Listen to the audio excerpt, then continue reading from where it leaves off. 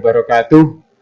Rabbi a'udzubika min hamazati syayatin wa a'udzubika rabbi ayahdurun. Rabbi shrah li sadri wa yassir li amri wahlul 'uqdatam min lisani yafqahu qawli. La haula wala quwata illa billahil aliyyil azim. Para Bapak Ibu dan saudara-saudara dimanapun Anda berada, marilah kita senantiasa bersyukur kepada Allah SWT yang pada hari ini kita masih diberi kesehatan, oke? Keduanya, sholawat serta salam kita aturkan kepada junjungan kita Nabi Muhammad SAW yang telah memberikan suri tauladan. Yang pada kali ini titik poinnya adalah mudah-mudahan kita senantiasa meneladani akhlakul karimah dari Rasulullah SAW dari kita dan anak-anak kita. Amin ya rabbal alamin. Pada kali ini, Bapak Ibu Saudara sekalian, dalam podcast yang diadakan oleh Madrasah Sanawiyah Negeri 7 Malang ini, di podcast kali ini di pertengahan Ramadan, yang pada kali ini kami akan mengundang narsum Ustadz Ahmad Zainuddin yang nanti akan kita dengarkan hikmah-hikmah, mutiara-mutiara hikmah keilmuan dari beliau. Langsung saja kita sambut kita sambut aku lek serius gak bisa nih. Jangan. Baiklah, kita sambut beliaunya Ustadz Zainuddin. Ayo Baden, saya ikut musik ya. Gua kan dipotong ya. Enggak dipotong. Oh iya. Lah ramai-ramai kan gitu.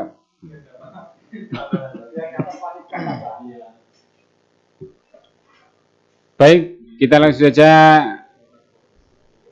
berkenalan dengan narasumber kita, Bapak Ustadz Zainuddin, yang kebetulan beliau ini juga pengajar di madrasah kita, Madrasah Sanawiyah Negeri 7 Malang, bidang studi bahasa Inggris. Kita sapa. Assalamualaikum Ustadz. Waalaikumsalam warahmatullahi wabarakatuh. Bagaimana Ustadz? Sehat-sehat saja? Alhamdulillah. Alhamdulillah. Puasa Ustadz? Wah, puasa. Iya. Jangan sampai tidak puasa. Ya. Oke, masa santrinya puasa, Ustadznya masa mau puasa, mau tidak puasa. Baik, begini Ustadz, ini dalam segmen keistimewaan bulan Ramadan. Pada kali ini kita berbincang-bincang untuk memberikan sedikit siraman keilmuan dan beberapa pengetahuan kepada anak-anak tentunya dan kepada siapapun yang mendengar nanti di channel kita ini. Mudah-mudahan ada beberapa manfaat yang bisa kita ambil. Baik, kita langsung saja ke pertanyaan yang pertama Ustadz. Ramadan sering disebut sebagai bulan yang penuh berkah. Kira-kira keistimewaan bulan Ramadan dibanding bulan-bulan lainnya, nah ini pasti ada di antara 12 bulan tadi itu. Kenapa kok Ramadan diistimewakan oleh Allah SWT? Nah, monggo Ustaz. Oke, terima kasih sebelumnya. Assalamualaikum warahmatullahi wabarakatuh. Waalaikumsalam warahmatullahi wabarakatuh. Ini terus terang saya kagetin, belum apa-apa, mor-mor takoni kan juga kaget. Jadi yang jelas saya bisa bersyukur, alhamdulillah bisa hadir dengan teman-teman kita semuanya di kesempatan yang sangat luar biasa pada sore hari ini. Salawat serta salam semoga tetap terlimpahkan kepada junjungan kita Nabi besar Muhammad Sallallahu Alaihi Wasallam. Allahumma sholli. Teman-teman sekalian yang lagi puasa pada saat ini, alhamdulillah tentunya kita sudah banyak melihat, banyak mendengarkan, juga banyak menyaksikan bahwasanya riwayat-riwayat yang terkait dengan bulan Ramadan itu begitu luar biasa. Artinya hal-hal yang seperti itu sudah terulang tiap tahun. Tapi kita coba kita lihat dari dimensi yang berbeda, dari sudut yang berbeda, dari angle yang berbeda. Kita tahu bahwasanya untuk Ramadan ini dari setiap tahunnya itu, mulai dari dulu sampai sekarang itu, kita tahu bahwasanya yang paling banyak terbahas itu adalah kaitannya dengan keistimewaan yang terkait dengan ibadah yang sifatnya ibadah mahdhah, ibadah tertentu terkait dengan puasa itu. Padahal saking mulianya bulan Ramadan itu, saking istimewanya bulan Ramadan itu, kegiatan-kegiatan yang sifatnya sangat biasa sekali itu itu begitu luar biasa kita temukan di bulan Ramadan. Dilipat gandakan gitu tadi. Kalau memang terkait dengan transaksional, ibadah kita itu kan ibadah transaksional. Kita sholat kepinginnya ya sudah 27 derajat dan lain sebagainya. Untuk riwayat yang sudah sampai kepada kita, ya memang setiap ibadah itu yang terkait di bulan Ramadan itu begitu luar biasanya. Fadilahnya berlipat-lipat ganda sampai kita sendiri sudah tidak tahu berapa lipat gandanya. Tapi yang jelas ada satu dimensi yang terlupakan. Dimensi hubungan kita antara manusia satu dengan manusia yang lainnya. Contoh kecil. Satu lingkup yang sangat menentukan dalam kehidupan sosial kita adalah keluarga. Dalam kehidupan sosial kita adalah keluarga. Jadi keluarga adalah lingkup sosial masyarakat terkecil. Itu ketika kita berpuasa itu luar biasa. Apa? Satu, ketika kita itu berpuasa, ada 2 waktu yang kita usahakan untuk bisa sama-sama. Apa itu? Antara sahur dan berbuka puasa. Dan ini satu komunikasi yang sangat susah untuk dihidupkan, itu susah. Di bulan-bulan selain Ramadan itu susah untuk dihidupkan. Karena kesibukan kita, karena profesi kita, karena tuntutan dan lain sebagainya. Tapi ketika kita nanti itu di bulan Ramadan ada sahur bersama, buka bersama. Yang diharapkan ketika sahur dan buka itu bukan dari sisi ibadah yang mahdhon yang luar biasa, tapi komunikasi di keluarga itu yang kadang-kadang terlupakan. Nah, pas waktu momen buka puasa itu kadang-kadang kita mau tidak mau kita komunikasi dengan keluarga kita, sehingga ada hubungan berbuka bersama dan lain sebagainya, sehingga ibadah-ibadah yang sifatnya ghairu mahdhon, yang selain ibadah tertentu, ibadah khusus itu, hubungan kemasyarakatan di lingkup sosial terkecil di keluarga itu mulai sedikit demi sedikit terbangun. Sehingga hubungan harmonis itu salah satunya bisa dimulai dari Ramadan ini kan gitu. Jadi puasa bukan, kalau misalkan terkait dengan fadilahnya ibadah-ibadah yang dilipat gandakan pahalanya, itu sudah hari dulu sudah kita dengar. Kita coba kita lihat dari sudut yang berbeda, dari angle yang berbeda.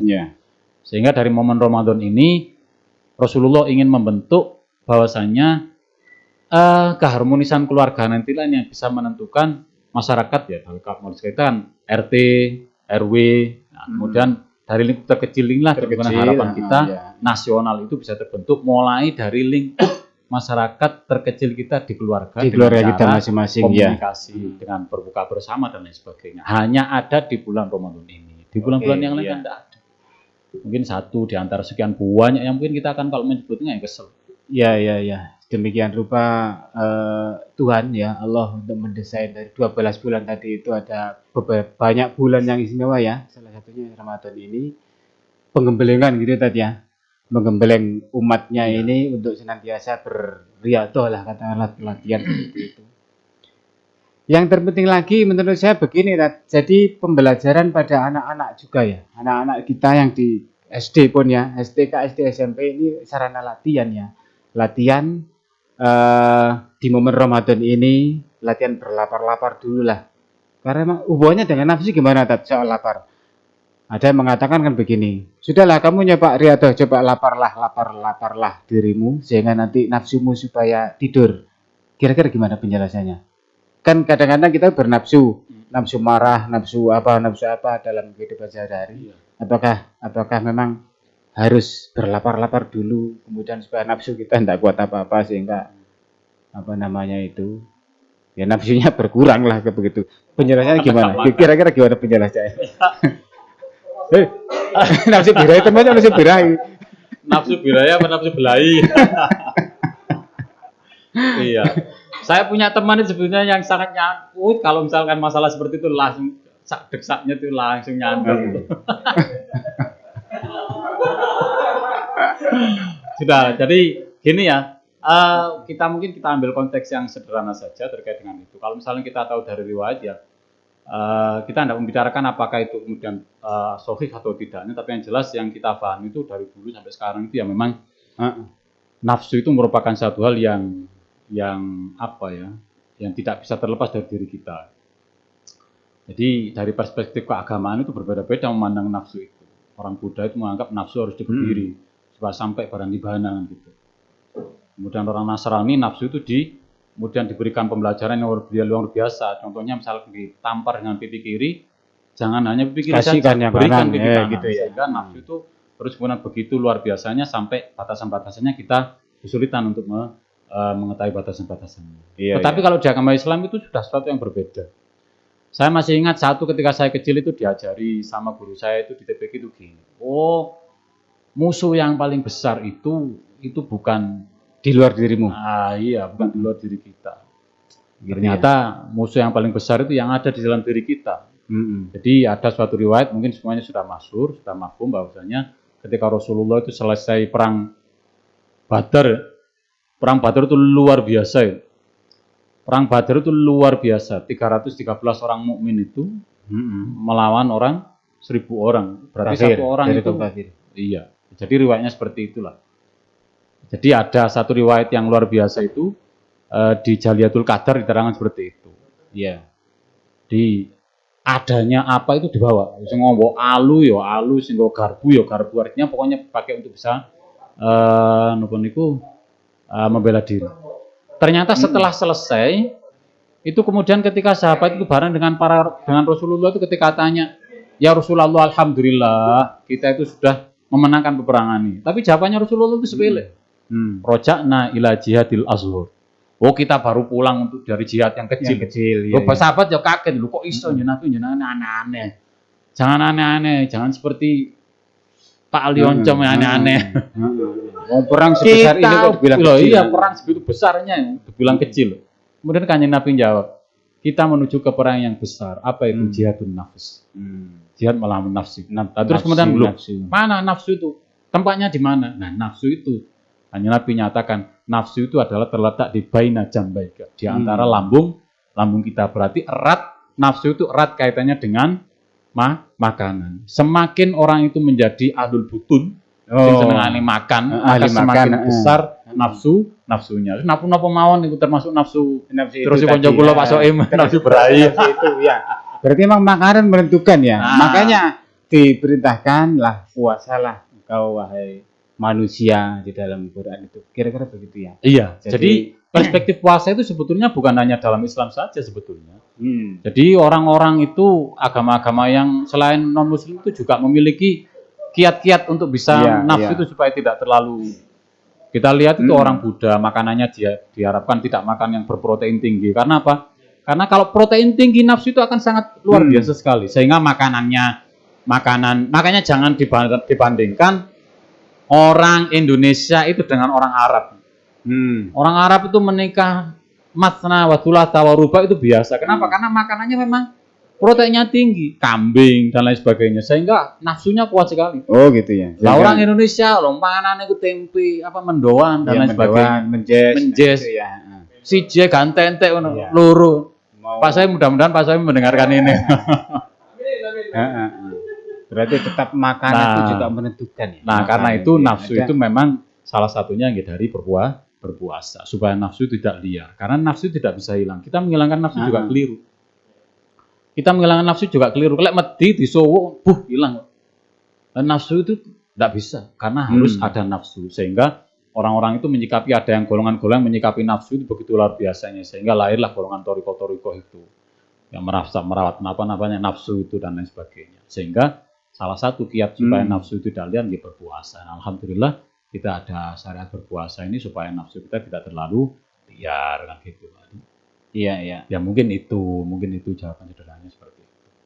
Oke, itu tadi teman-teman, Bapak Ibu, Saudara dimanapun Anda berada. Tapi tinggal satu lagi pertanyaan ini, Loh, Pak teman bertanya, Mbak. Ya, pertanyaan hubungannya dengan anak-anak kita ya, karena kita sehari-hari mendidik anak-anak ya di madrasah ini dan juga anak-anak di kampung kita mungkin menahan hawa nafsu.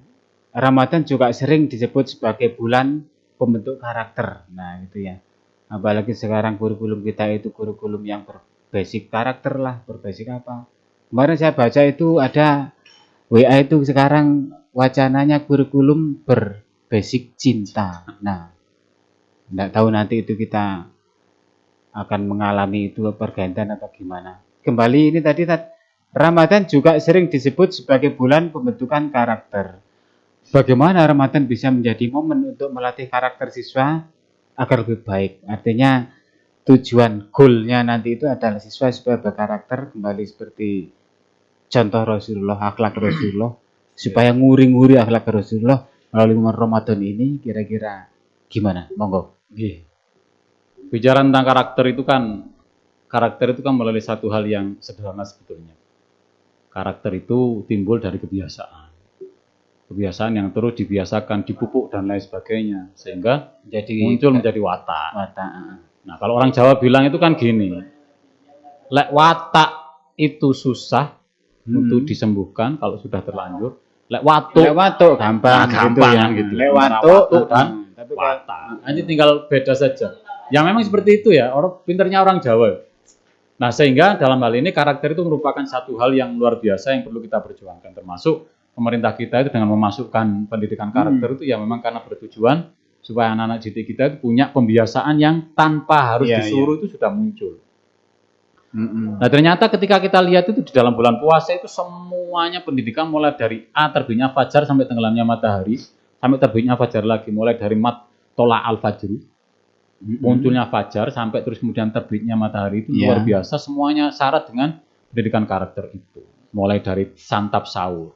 Kita lihatlah kita ambil satu karakter yang memang kita perlukan dalam dunia pendidikan, disiplin. Disiplin lah. Disiplin. Disiplinnya ternyata tidak terasa itu muncul dalam bulan Ramadan ini. Mulai dari santap sahur. Ya meskipun ada yang ketinggalan santap sahur itu masalah, tapi yang jelas kan agama itu menginginkan supaya ada kedisiplinan di situ. Santap sahur. Kalau sudah imsak itu orang mungkin akan makan itu sudah mikir, meskipun itu masih diperbolehkan.